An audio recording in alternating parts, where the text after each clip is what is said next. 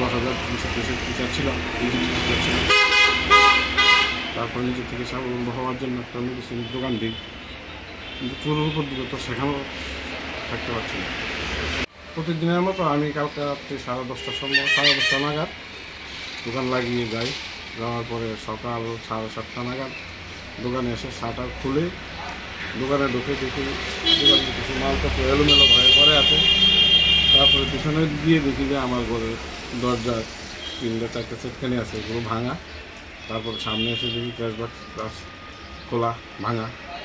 Cash বাক্স থেকে প্রায় 40-50 মতো টাকা ছিল, সেগুলো সব নিয়ে গেছে। মালপত্র কিছু নিয়ে গেছে। সিসি ক্যামেরার যেটা রেকর্ডিং হয় বক্সটা, সেই বক্সটাও নিয়ে গেছে। অনেক ওষুধ যেটা পেটি ছিল ওইটা নিয়ে গেছে।